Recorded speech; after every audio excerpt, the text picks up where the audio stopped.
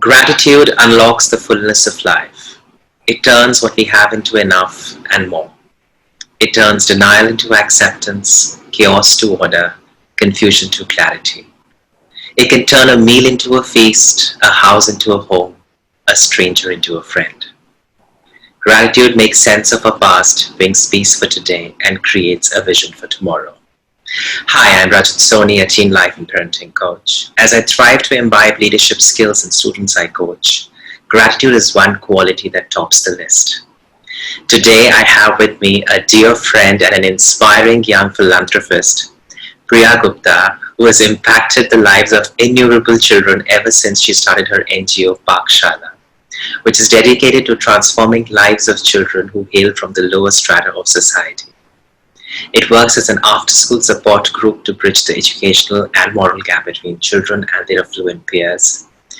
Further, they're trying to utilize already available resources for this purpose. In the current COVID crisis, they've generated 30,720 meals as part of their ration for 100 families drive. Here I welcome Priya Gupta. Thank you, Rajat. Thank you so much. So Priya, tell us more about this ration for 100 families drive. This is so amazing what you've been doing. Yeah, so basically, initially, I actually didn't think that it would be so much of an issue for these people to get their hands on basic, bare minimum ration. But eventually, when I started calling the children, finding out what's happening, turns out they could not go to the ATMs because of the lockdown. There wasn't enough even awareness of what all they could and could not do. And there were these huge queues outside the ration lines, and these people usually procure the ration on debt. So what they do is that's 15 din ka, for 10-15 days they'll go buy their stuff and then they're gonna pay afterwards for that. So obviously, because even the shops, the shopkeepers, the shop owners didn't know what's happening and what it would entail for them, they refused to give ration on debt. And obviously the ones that were employed at salaried places, like so people who were working as maids, cooks, working as drivers, some of them were told by their employers that because the employers are not receiving their salaries, they can't receive salaries themselves. Oh. So yeah, it got really messed up, and we started getting these really heart-wrenching calls, because these are families of 6, 7, 8 people all together in this one room, and you don't know where your meal's gonna come from. So what we started doing was, so in the phase 1 we did ration for 100 families. We gave them enough ration to last a family of 6 for 10 days. So at that point in time, the motivation was more of, okay, let's give them enough for 10 days so that at least they stay in. So they are not interacting with other people, they're not worried about at least the food. And then for phase 2, we started receiving calls. So we got this email from someone in the government of Jharkhand, and they shared this sheet with us which had the names of close to 40 odd people, who in turn had about, some places had about 30 people who were stuck somewhere, who were basically stranded, trying to get back to Jharkhand, had no means. Either they didn't have the food or the money or shelter. So we thought, okay, let's at least take care of the food part. So we provided ration to them as well. And what we did for phase 2 was, obviously we couldn't go everywhere and give the ration ourselves. So we tied up with the small shops and we did direct UPI Paytm payments to the shops. So we gave them a slot, ki itne baje aap please chale jaiye, and send us a picture, because we had to verify they're actually buying that stuff and not indulging into substance abuse or alcohol, and not even hoarding. So beforehand we called for videos showing where they stay, do they actually have that many members in the family as they claim to have. And afterwards we got another set of photo and video showing, okay, they've actually bought the stuff we've asked them to buy, and direct payments were made to the shops. So yeah. That's what we Wow. did. What amazing effort and what an amazing initiative, right? And I believe you work with children and their families a little bit also. What's Yeah. the most amazing thing about working with children? I think everything. When you get into social service, usually people get into it with a mindset that I am giving. Hmm. But once you're into it, you realize there's so much receiving happening. Receiving. So much of it. It's intense. It's insane. I think the most beautiful thing would be that they bring so many colors, so many different perspectives to everything. True. There are times. So I was struggling with Zoom. I was struggling with uploading videos on YouTube. How do I do this? How do I record the screen and everything? I just had to post it on my Parkshala group. I was like, okay, I'm stuck here. How do I do this? And they send detailed instructions. So they're going to take a screenshot, they're going to mark it, edit it, be like, okay, you need to do this, then you need to do this, then you Oh, need to do yes. this. And I think that's not just about technology, it's across every aspect of life. They bring in such new flavors, such new perspectives for the same thing that you would never think of. Yeah. I And think, the kind of life skills I believe they have because they are literally living it day in yeah, and day out. I think they can inspire so many more they're smart. teenagers. They're smart and they're not pampered. And that, Ah. believe me, because I'm seeing kids from all walks of life living where I live, and I have a family and coming from the background that I come from, and plus working with these kids. So I am seeing it all. And these kids have, it's like they're at rock bottom. So the only way forward is up. And Ah, they have yeah, that there's something zeal there. and they have that fire to actually, make a better life for themselves. And they are exploring and they are taking everything in and trying to make the best out of it. And you learn from that. Like, if a person with Yes. such little resources can do so much out of that, what are you doing with the abundance of resources that you have?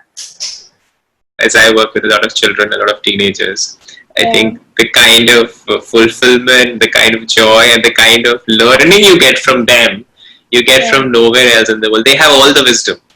They have all the wisdom that we adults will thrive to achieve for a very long time. Yeah. I was amazed. I want to share this. So there is Yeah. this 5-year-old that comes to Parkshala. I think at the age of 5, I was eating chalk, maybe. And you see these kids that are born grown-ups. I think I don't have any other word. They are born grown-ups the way they talk to you, their use of language, their poise, their grace, and the way they manipulate you at at an age so young. I mean, I am amazed. Yeah. Yeah. So, besides ration for 100 families drive, what are the other initiatives that Parkshala has taken so far? I think right now what we're doing is we've started Zoom classes for class 10th.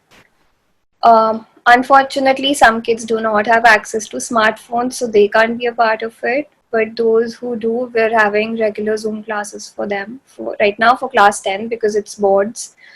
Other than that, we've also started this dance thing because we had a lot of kids interested in dance. So we post videos with instructions. A friend of mine in Australia, she loves dancing and she's been the one sending in instructions so that at least they can learn at home instead of spending all their time on like Instagram or TikTok. Yeah, other than that, so far with Parkshala, we've got this initiative called Every Child Healthy, under which we conduct medical camps. Also, those are basic screening camps. and whatever comes forth in that. So whoever needs more health care, we take care of all of that. We're also focusing on mental, emotional, spiritual well-being. So we have gratitude workshops. We do regular forgiveness exercises. Also, it's amazing how so some of my kids, even my staff, they've reached a stage where they're just beautifully manifesting things for themselves, and it's amazing to actually see that happening before your own eyes. It's beautiful. So yeah, so that's happening. We do self defense regularly, and through this again, we're teaching the boys that it's like how to channel anger, how Hmm. to Aggression. maintain gender equality, how to, like, basically that violence is not the answer to everything or anything for that matter. And we're teaching the girls how to be strong, how to be independent, how to actually go out there and be something. Yes. We're doing that through self defense. So that's one thing. Children. So basically, how every child is born with an inherent talent. They True. are gifted. But what happens is usually they don't hone it enough or they don't explore it enough. And that somehow takes a back burner and they revisit it after years, after they've completed their education, they've started working, and then they realize, okay, what's missing in my life, and then they go back to it. Which is what I see with my generation. So yeah, so what we started doing was we started mentoring these children. So we have sports coaches. So football happens thrice a week. We've got dance happening almost 2-3 times a week. We've got painting and art happening quite frequently. It's not as frequent as the other two, but we started an initiative for that. We have theater class happening every Saturday. Wow. So it's basically, okay, here's the platform. Whatever you love, just explore it and let's hone that skill and maybe turn that into entrepreneurship. So, why Yes. go and look for a job that will give you 10, 12, 15,000 rupees a month, because this is the range that they are usually looking at. And do what you love so that it's not work, it's not a job, Wow. and you can make whatever out of it. So we're honing those creative skills like that. We have deaf and mute children, so we started that also last year. We learned, so I, along with three of my staff, we learned sign language, Indian Sign Language, and we started enrolling deaf and mute children. Again, there was an objective there. So it turns out deaf and mute children are not as well represented as blind community is. So there aren't enough resources for deaf and mute people as compared to the blind people. So that was one of the reasons. Another reason was to have a more inclusive, more kind, compassionate generation of kids. Wow. You're truly living in gratitude. I mean, gratitude Trying. and compassion and imbibing compassion. Amazing in students. I think Yeah. that's so amazing. Yeah. Great. So, what is one advice you would like to give to parents who are watching this, who would like to imbibe compassion in their children from a very early age? So I have figured that they're watching you and learning. They are walking, talking, emoting, smart creatures, and till a certain age, the parents are a figure of authority. So everything that they do, they're gonna mimic. So it has to come from the parents first of all. And it could be something as small as saying, okay, the driver is facing some problem, let's give him a day off. Or saying something, or something very tiny as, if your house help, if your cook is serving food or is giving you a glass of water, holding the door for you, just say thank you. How many of us do that? When we take it so much for granted, also the mindset is, oh, we're paying them. So just because you're paying them, they're in your service. That does not mean they're your slaves. So just say thank you. It's not that big a deal. That's where you begin.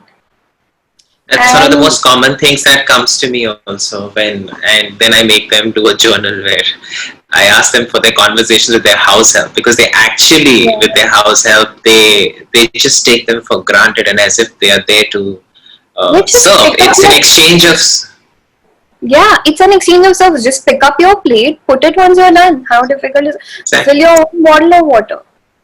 Yeah, And all these things happen at home. Even tiny things like if your help or your staff or whoever, if they need your help, how are you giving them the money? Like, what's your intent behind it?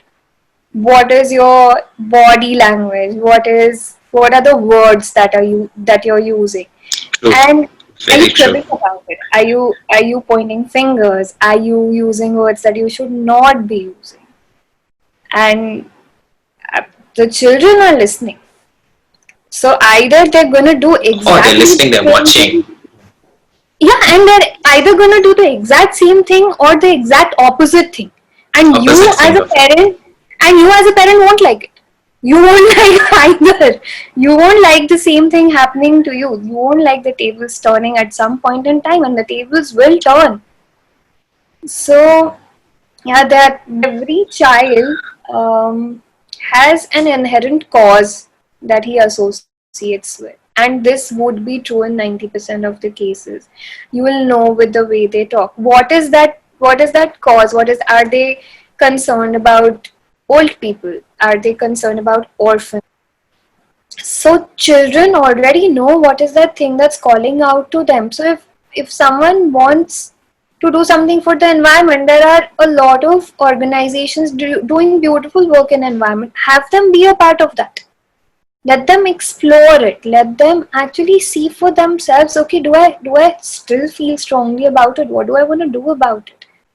Is it making me feel sad? Is it making me feel angry? Is it making me feel, oh my god, something will go wrong if I don't fix this? And then that's their moment, that's their event that's going to stay in their heart because there were such strong emotions involved. And that they're going to remember. And because they're going to remember that, they will constantly be subconsciously looking out for avenues to explore it, to contribute. So instead of putting it on a back seat or a back burner, give it importance. We need more people like that. We need more volunteers like that. We need more ninjas Yes, working we do. towards working towards these causes. You know, we're going through a pandemic right now, a situation Yeah. which is there. And if you would like to share a few words on how to deal with the anxiety and the uncertainty with regards to the current situation, any suggestions, So, what's from you? what is truly in your control? I live by this. What is truly in your control? Your actions are in your control. Your thoughts and emotions can be brought into your control. It needs practice, but it's possible.